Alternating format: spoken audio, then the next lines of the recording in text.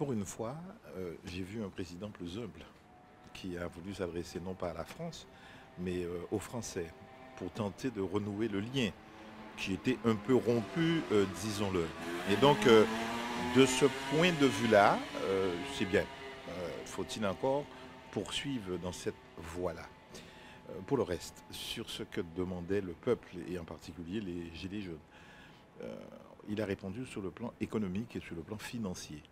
Alors, il a annoncé 100 euros net à partir de janvier 2019 et que pas un seul euro ne serait payé par les entreprises.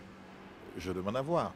C'est une bonne mesure, mais comment ce sera financé? Le président a ouvert un débat national euh, pour reprendre le dialogue, ce qui est une bonne chose, parce que jusqu'ici, on avait l'impression que les élus étaient quand même un peu méprisés. Le terme est fort, mais c'est vrai. Moi, je suis sénateur. On a l'impression qu'on parle pour un mur et que toutes les propositions que vous faites ne sont pas entendues. Pour le moment, il n'y a rien pour les Outre-mer. Donc il faut voir ce que le gouvernement proposera au Parlement demain et après-demain. Nous, on a des sociétés multiraciales, multiconfessionnelles, multiethniques. On vit la diversité au quotidien. Dans l'Hexagone, ce n'est pas tout à fait la chose.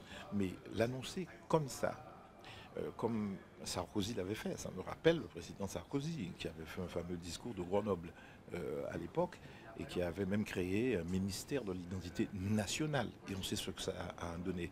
Dès qu'il va ouvrir un débat sur l'identité et sur l'immigration, autant la question sociale se pose ici dans l'Hexagone, mais il faut voir avec quel prisme il va l'aborder. Comment il va faire ça? C'est un sujet, disons-le, délicat, pour ne pas dire dangereux, qui peut attiser, si j'ose dire, les clivages et les aspérités. J'avoue que je l'appréhende, ce discours-là, sans pour autant le mettre sous le tapis.